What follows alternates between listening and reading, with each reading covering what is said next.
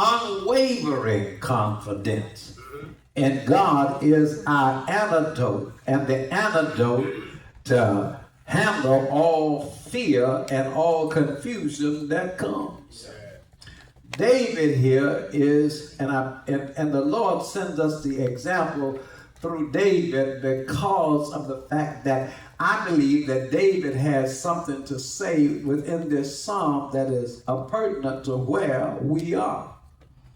I've been dealing with toward and going back to reread again and to deal with theological ramifications of toward, which is exegetical theology, dealing with exegesis and also dealing from a standpoint of hermeneutics, and which is the science of interpretation. But it is different because it runs in a cycle. It's not the linear cycle, but it runs in a cycle, and the cycle that it runs is it gives, and this is why it's so important to deal and to understand that when God said what he said, all he needed for us to do was to plug into what he says. We don't have to change it. We don't have to alter it. We just have to listen to it. And that's why before we give it as a teacher, preacher, pastor, whomever, however you are, the cycles that run are basically information, and information then comes meditation, and after meditation comes application. In other words, before you say it, you need to pray about it and then allow God to speak to you about it. And then when you say it, then those who hear it can apply it to their lives. I don't come to preach just to y'all to satisfy, not even to make you shout. See, I don't have to make a child of God shout, because if you have the presence of the Lord on the inside, you're going to shout anyway, because when you walk into God's house, you walk into the presence of God. And when you walk into the presence of God, you just connect yourself with some other people that are also saints of God. And when the saints of God get together, there ought to be some shouting that goes on anyway. Because all of us have stories that we can tell, and the stories are designed to benefit somebody else other than ourselves. Ours is a shout of what we've been through. Theirs is a shout because of what we're giving them, because they can relate to where we are. David says here, don't worry about everything that's going on in your life, because God is yet in control. Let me label with this. This is a piece right here, and I can just leave y'all alone. See, fear is as he deals with it, fear is a dark shadow that envelops us in ultimate impressions with us of ourselves. So fear says to us that we are different. And that's why David writes, and look at what he writes in the very first verse. In the very first verse, he explains it to us, because we have to understand. If the Lord is my light, is the light of my salvation, first off, he says fear will keep you in darkness. But if you get to the light, then if y'all just experience light and darkness, y'all do know that when the light show up, the darkness have to go. So if you just focus just for a little while and say, but the Lord is my light.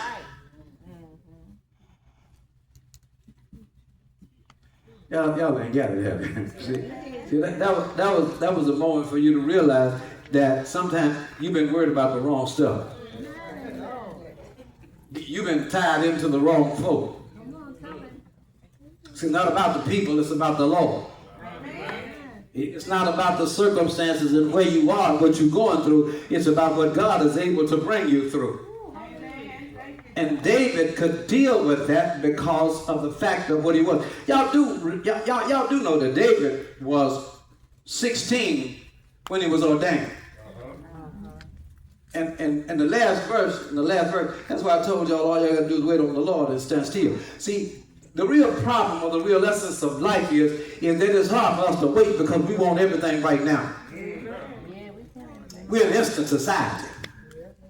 Wherever we are, we want it right now. We want it quick, fast, and in a hurry. We don't have any patience. Oh, glory. You can quote patience as a virtue all you want to. Very few people have. Can't wait on nothing.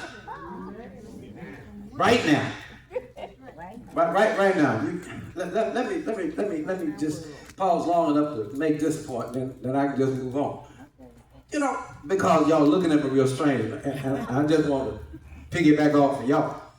You know, some of y'all go in a store, and if the aisle that you go down or the store that you get to or where you get ready to check out, you can't wait.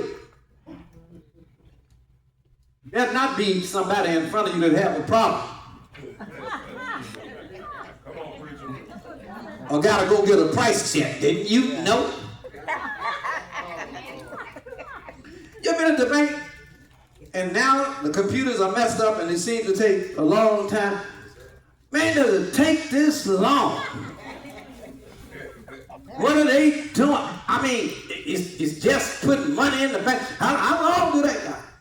You know, we are in a hurry.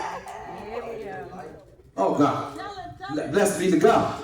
Better not be on your way somewhere where you running late to begin with, and God has a way of when we're running late to put every slow driver in the world just in front of us. Would you get out of my? I just can't. Why you out here? You ain't got no business. No. You just should have left a little bit earlier or went in a different direction. So why does it have to be? But that's where we are when it comes to patience. But anyway, that's just where the Lord would have us. And so David knew how to wait. And that's what I'm trying to get you to, because I might not get a chance to share the last verse, because he says, wait on the Lord and be of good courage.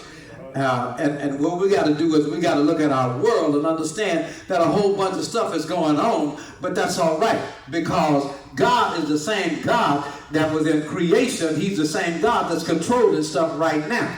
And when God gets ready, he's going to fix whatever needs to be fixed in our world. Amen. Not only will he fix it in our world, he'll fix it in us as individuals as well. But you have to learn how. And David gives the best illustration as to how to wait, because he is anointed king at 16, but he doesn't become king until he's age 30. Come on. Now let's look at what happened between 16 and 30. First off, y'all remember Saul? A guy by the name of Saul. You know, David is a musician who is hired to calm the nerves of Saul. Saul is the one who tries to kill him some 27 times. So he's hired to calm Saul's nerves, and Saul is yet trying to kill him. And so, by trusting in God to know that God will do just what he says, he has to wait. Because between 16 and 30, he deals with the fact that Saul wants to kill him, and since he wants to kill him, he has to just wait on the Lord to protect him. Y'all remember when David once, that Saul thought he had him, that he ran into a cave, and when he was in the cave, looking out at Saul, and one of the guys that was one of his captains said, he's not in the cave. So how do you know he's not in the cave? You didn't go in. He said, because the cave has a spider web that's over the cave, and if he had gone in, the web would have been broken. Oh, y'all know, yeah. y'all got to understand that we in a world where y'all worried about a whole bunch of stuff. God can take a spider and give you courage.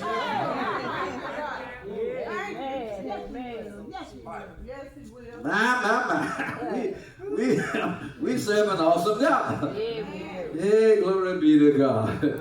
And so he goes on. He goes on. He gives us. Look at what he says, y'all. Just listen to the word. He said, even in verse 2, he said, when the wicked and even my enemies. Can I take the time to tell y'all that sometimes you got some folk that don't like you.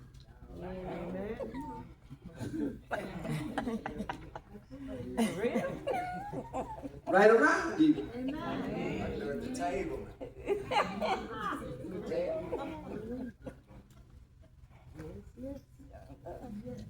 You got to understand. You got even when the wicked, even my enemies and my foes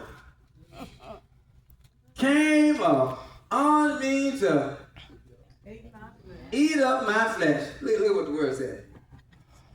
So they stumbled and failed.